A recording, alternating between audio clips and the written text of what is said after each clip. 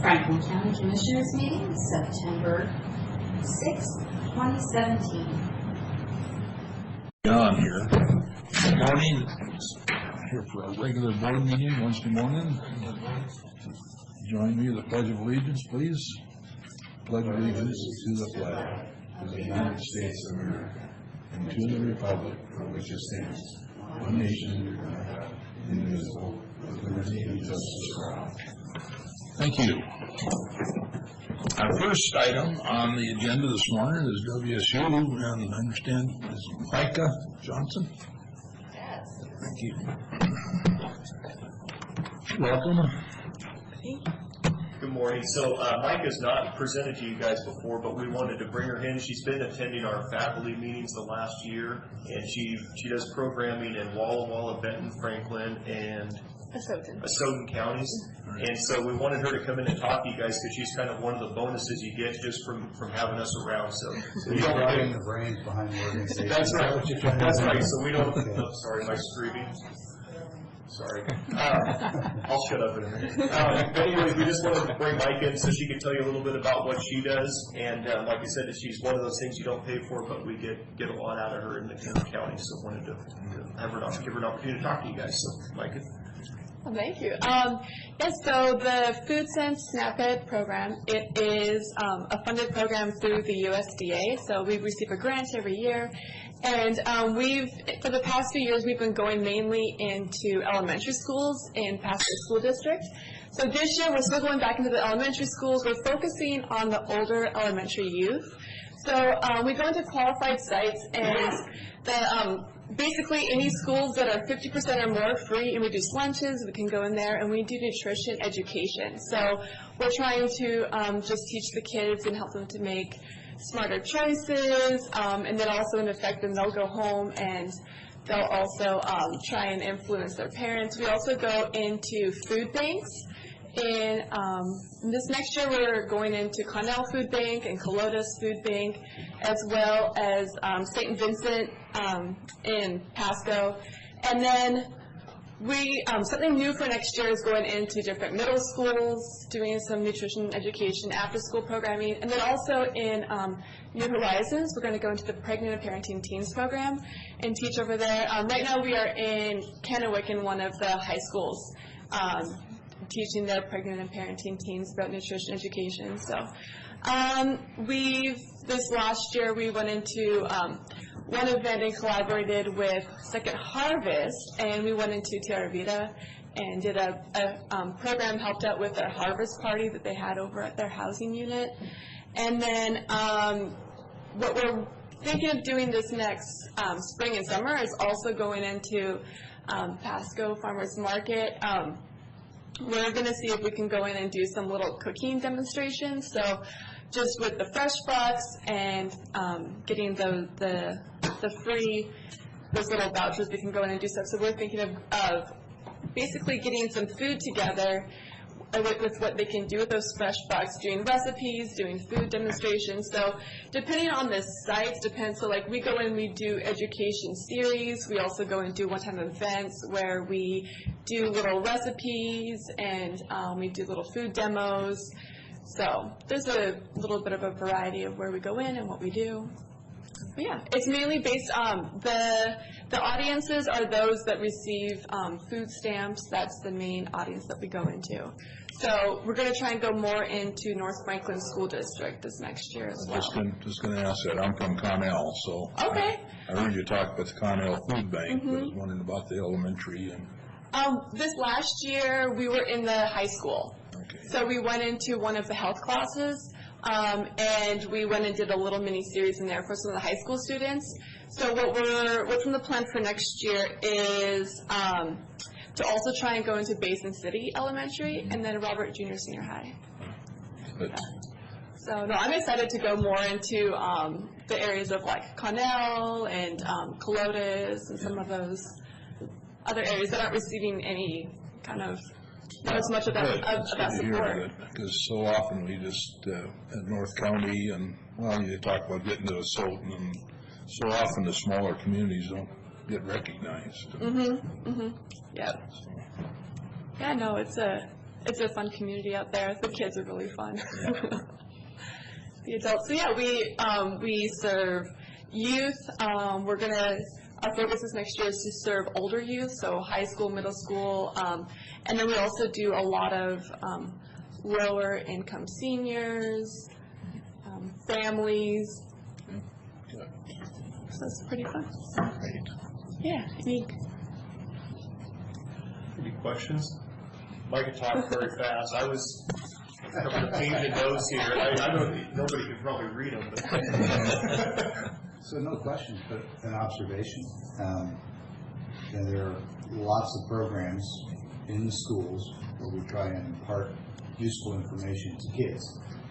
And I'm not a teacher, I don't know what it must be like as a teacher, but I would imagine that on occasion when you get little glimpses of feedback that they're actually absorbing what you're telling them, that's got to be pretty rewarding. So earlier this week, just by coincidence that you're here today, I was at a sort of a potluck lunch, and it was put on by some friends who were Hispanic, and it was all Mexican food, and it was wonderful, and I could have probably eaten half of what I did.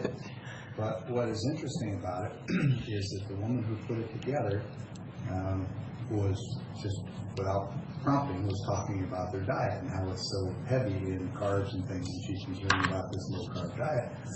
And she said, my son, who was sitting there, and I would guess he was probably a third or fourth grader, in school, had heard about healthy eating. And he now wants to do healthy eating. He won't eat any of this, but he doesn't really like vegetables, she said. So now his aunt, I guess, who lives with him, is starting to do the cooking. And so that's pretty timely empirical evidence that kids in the local schools are hearing that message and taking it home. So great time being here. That's How you pulled that off. right. That literally was in the last 2 days. Oh, yeah, that was really cool. Yeah, we have fun with trying to get the kids to eat vegetables in a fun way. So we call them adventure bites. And it's okay if they don't like it. They have to have at least one little That's what bite. he was buying. I'm trying to think. And we were having them do some veggie art. So we give them different vegetables, or else they eat like 6 parts of the plant. But yeah, it takes a little bit for trying to be eating some of that. Welcome, thank you. Oh, thank you. Come back anytime that Tim will let you. You're always welcome here. Thank you.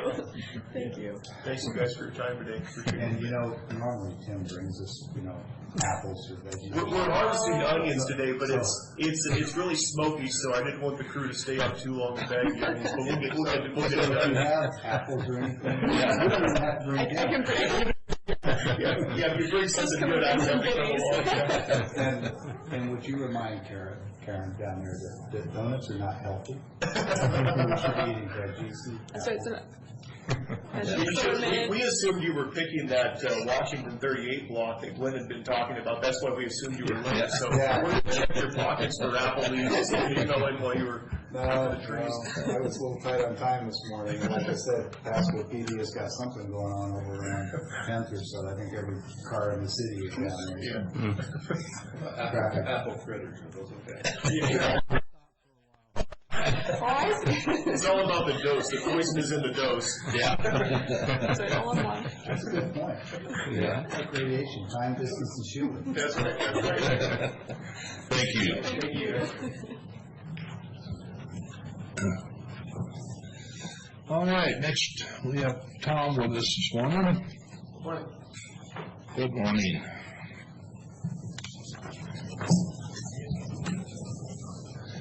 We are here to discuss the potential catering contract that was received back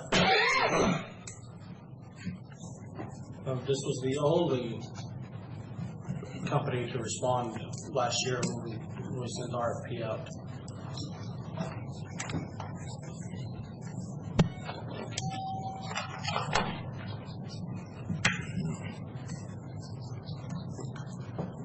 Well, I'm prepared to answer any questions or. yeah. You're not going to summarize anything for us? Well, basically what it is our executive chef is retiring. So we're forced to make a decision. Send RFP out. We had CG Public House respond. And kind of in a nutshell, they will take over all banquets and food operation, not the beverage.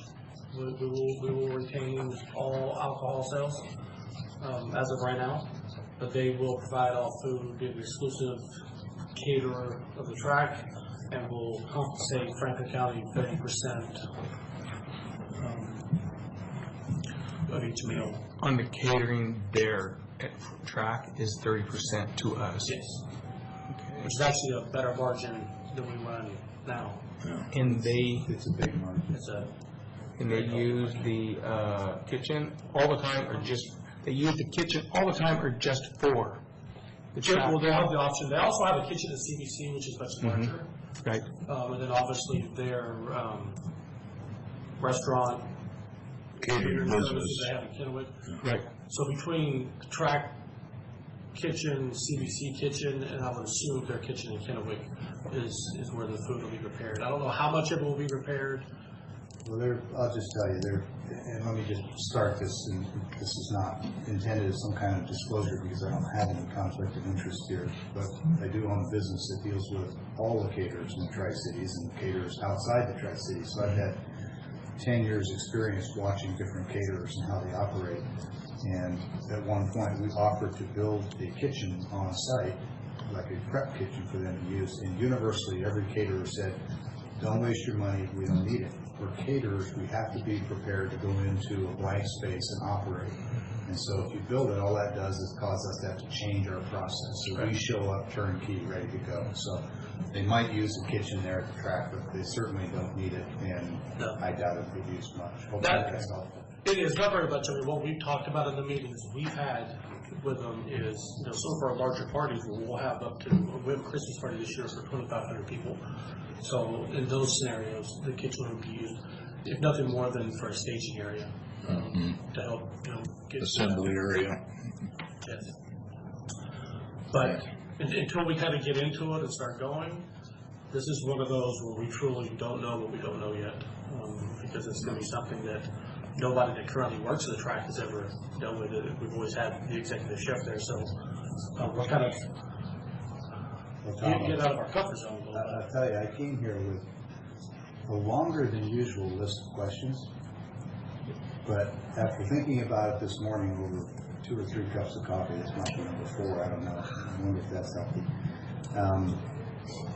I think you just put your finger on it, which is there are going to be a lot of unknowns no matter how we approach this.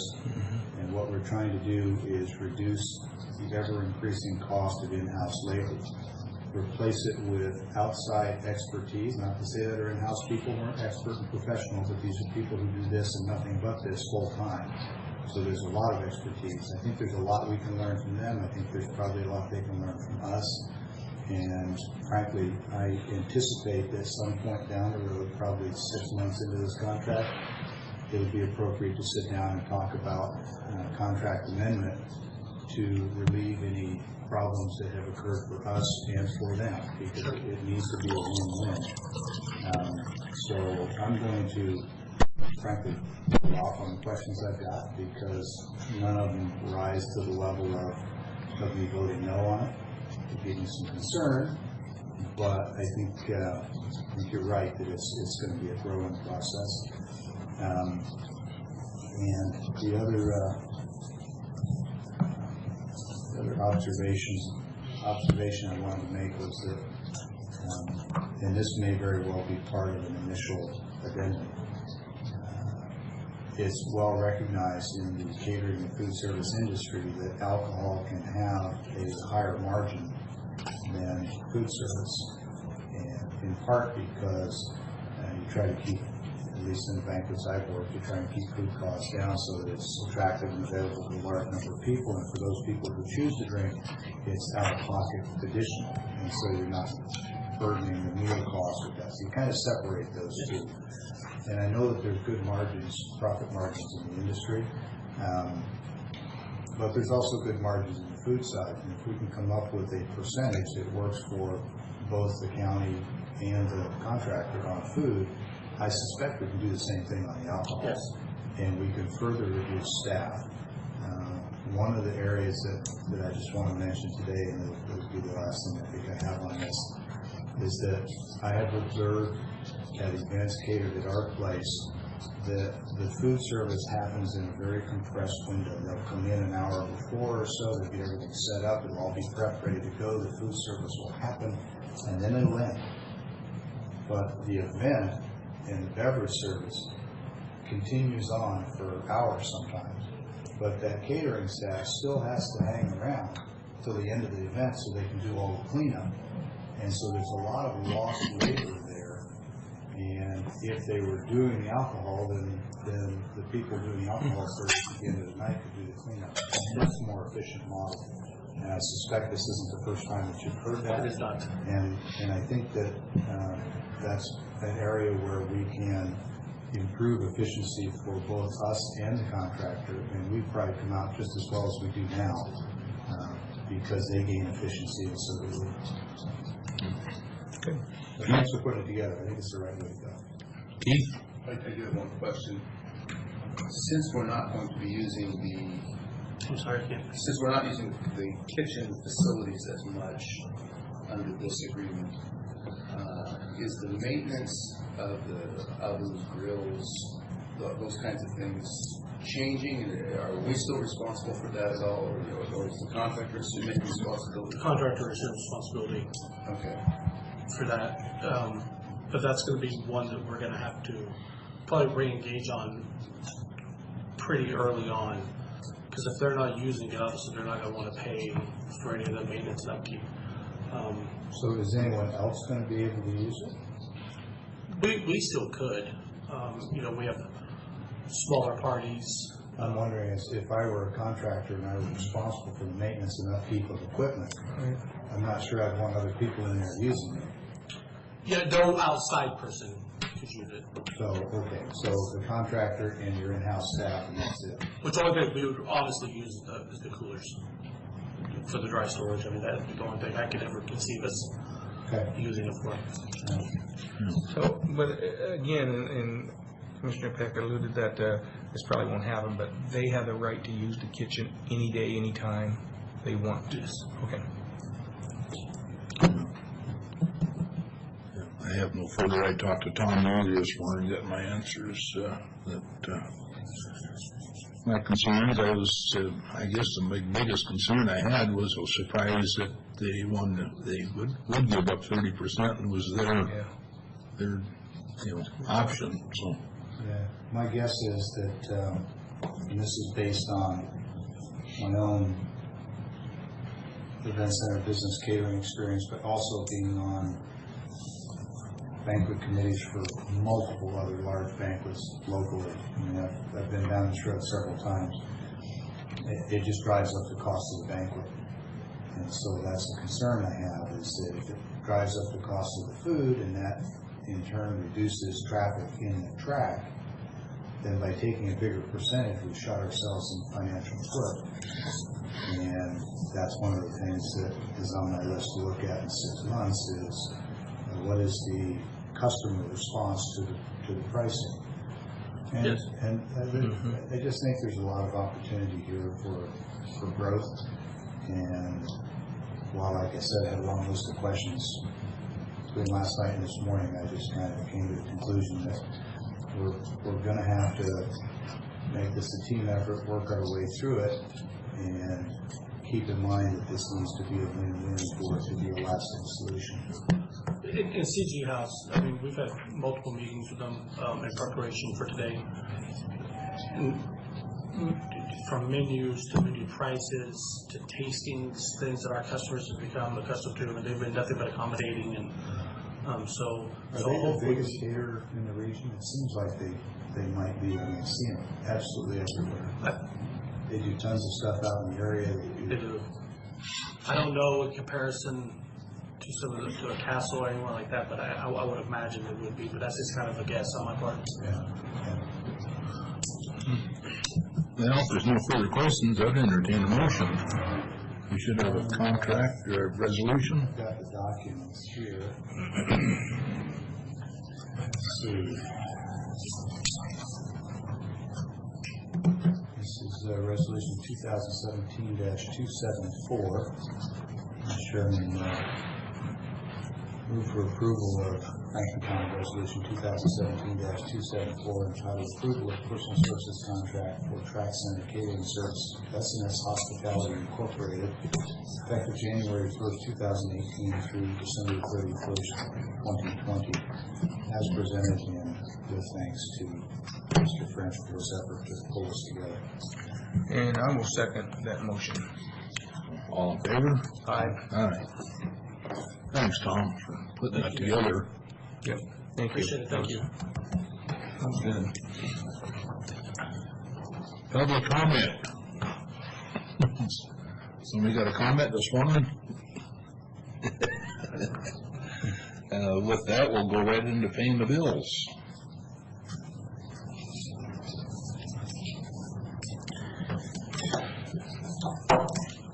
Okay, Mr. Chairman, we have a couple of bills this morning.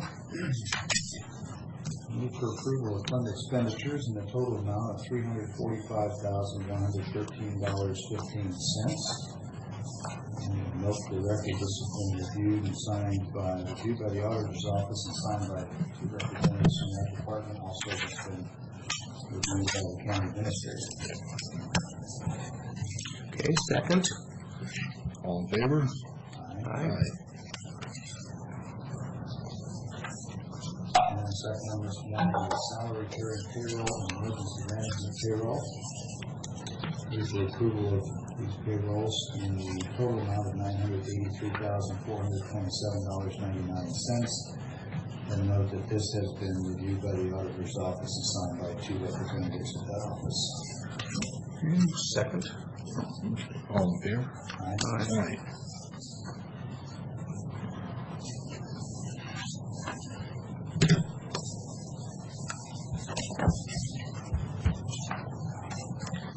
With that, we go into consent agenda 1 through 7.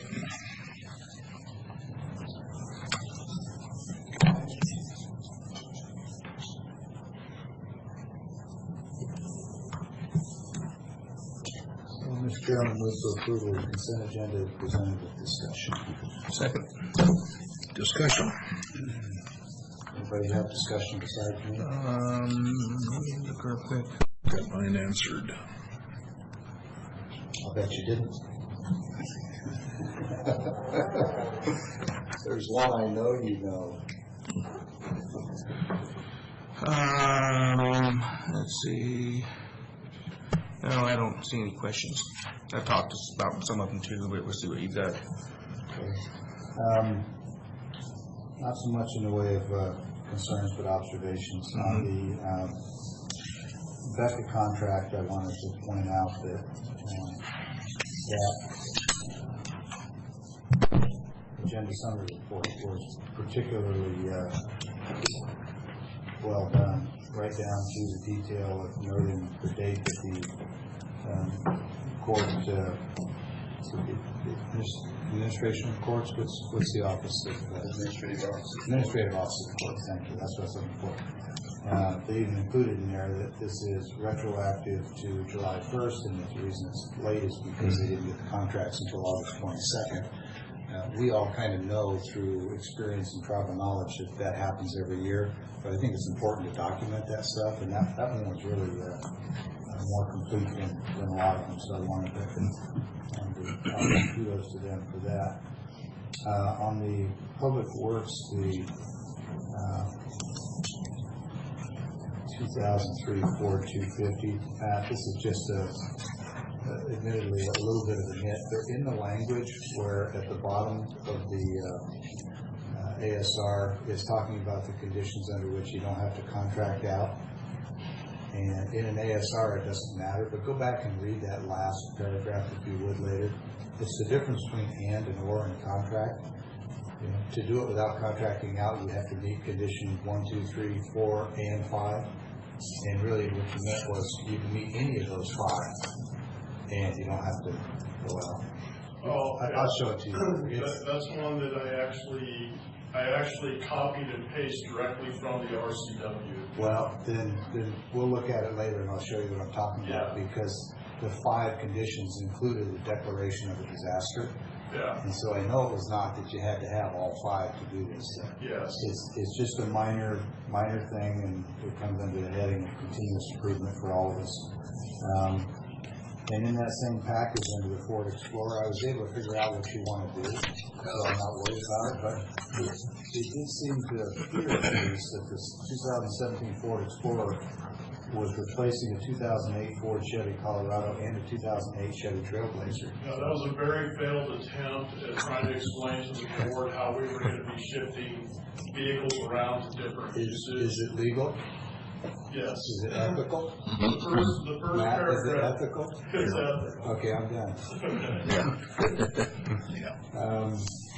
And then this one I got kind of a chuckle at, because in the justice package for the Findlay School District, I realize there's probably some technical things that require us to do this contract, but it's $315, and the government spent a lot more than $315 to do all this paperwork for a bi-county contract, and even so, we still got the address of the school district wrong. It's on Game Farm Road, not Game Road, and so I searched for a Game Road, and there is one, so we'll let the school district know. An attempt at humor there, but school district, it's on Game Farm Road, and this is Game Road. I'm not sure which is worse. That's it. All right. Yeah, it's going to be a short meeting. I'd offer you something. With that, all in favor? Aye.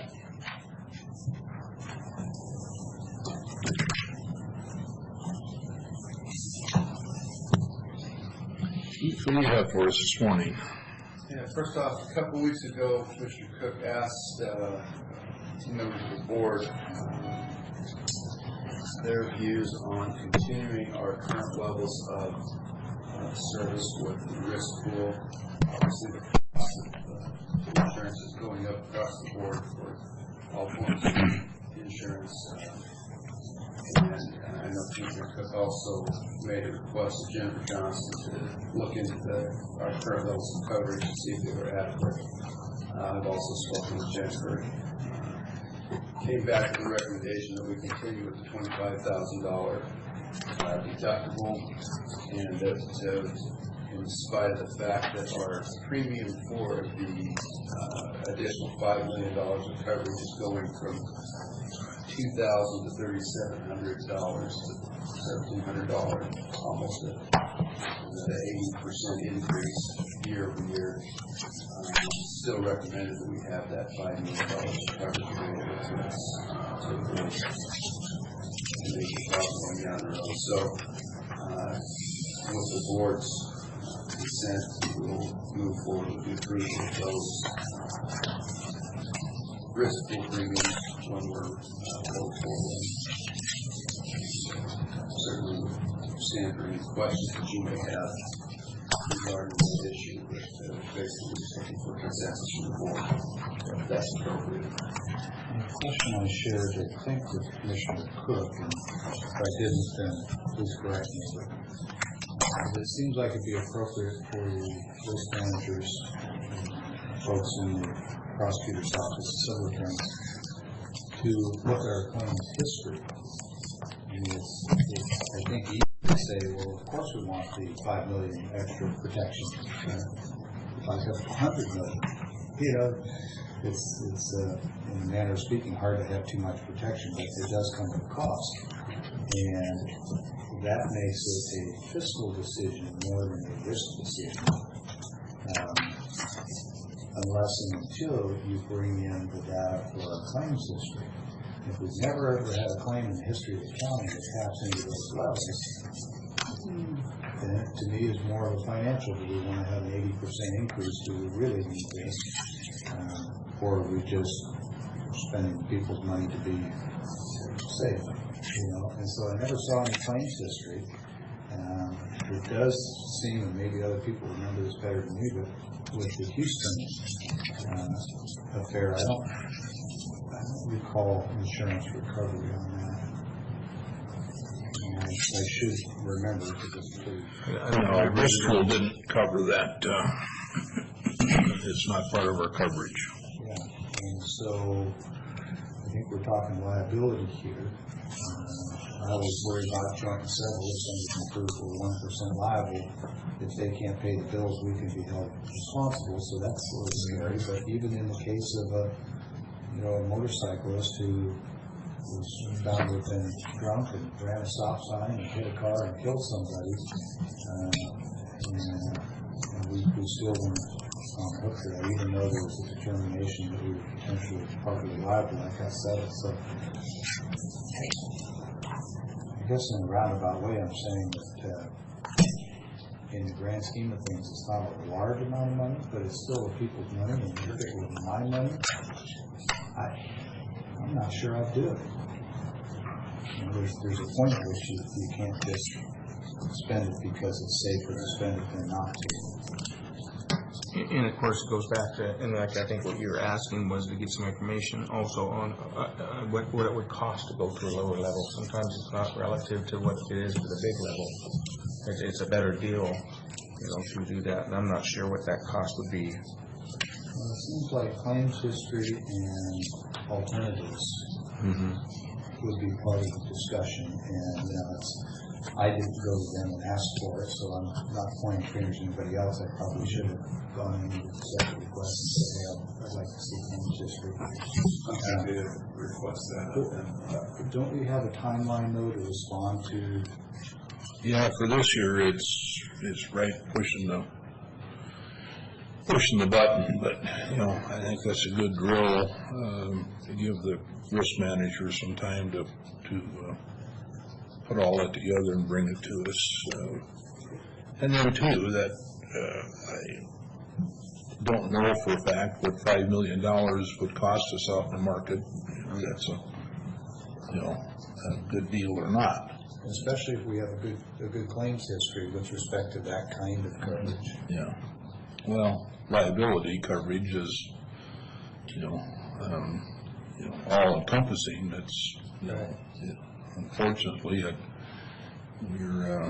our rate keeps going up because of our loss history. Well, help me understand, our rate keeps going up because of statewide loss history for, do you mean Franklin County loss history? Franklin County. Okay. Well, I guess that's the data that would be really helpful, is to know what our claims history, what our payout history has been. And as Commissioner Miller questioned, are there options for lesser coverage? How do you mean lesser coverage? Smaller amount. Less amount, but maybe what is the price of it? The price is not a lot less than the $5 million. We're smarter than what the $5 million. Oh, I see. You're talking about the $5 million, not the 20 we're covered for. Well, whatever, whichever we end up comparing it to. Yeah, I wasn't talking about the $25,000 deductible. Right, not now.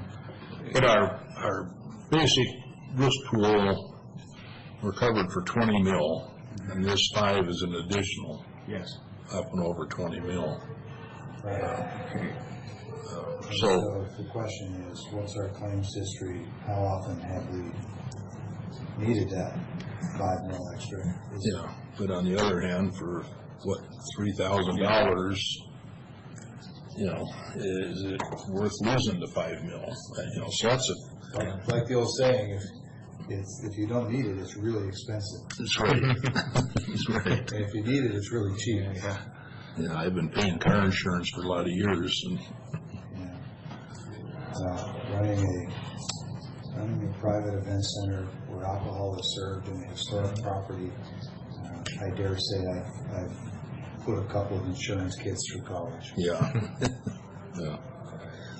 So, anyway, at this point, is everybody comfortable with that 25,000 and 5 mil? And then, like I say, we'll maybe ask Jennifer to. What's the date by which we have to respond to? Oh, I can find out. I don't know right off. I know they're. I think we have enough time to get some at least high-level information from the risk pool, the risk manager. I want decisions. I do know Bridgeport doesn't want it. It's this month, but I guess I'm not aware of exact dates, if it's the end of the month or. So just to be clear, what I'm hoping for is a claims and payout history that would be relevant to this specific coverage. Not necessarily talking about the 25,000 deductible. Right. No problem. I don't either.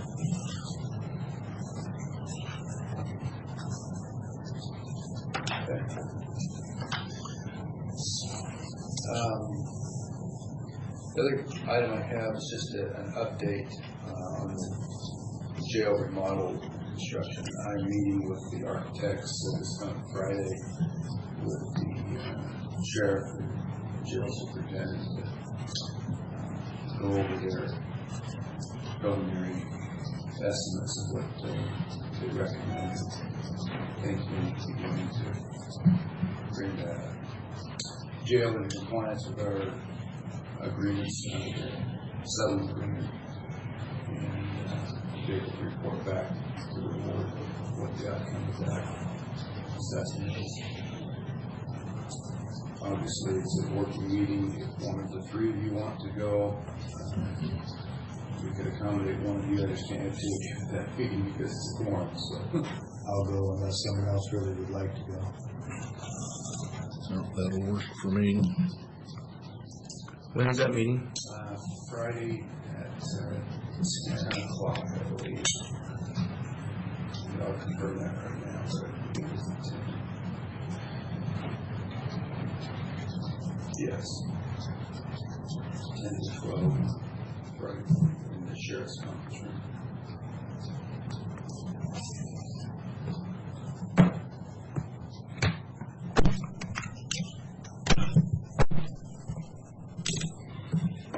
Anything else? That's all for today. Anything else from you gentlemen? Unless the board has any questions of me. I did, well, I think better talk afterwards first and get some clarifications first. So, Matt, you've been doing some, I would call it administrative team building, bringing planning into the greater public works envelope. Is there anything that you need from us? How's that going? It's been going pretty good. We're just really trying to focus more on the integration. Of course, we have some internal policies and as far as internal controls and stuff, so we just try to make sure that we can fit their processes and their current policies and integrate those.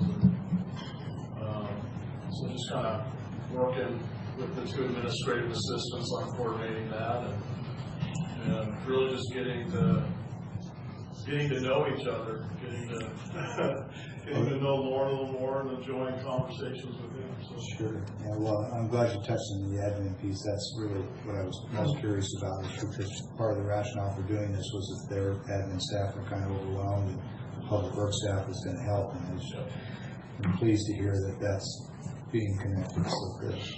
Did you get your ad staff back in the office?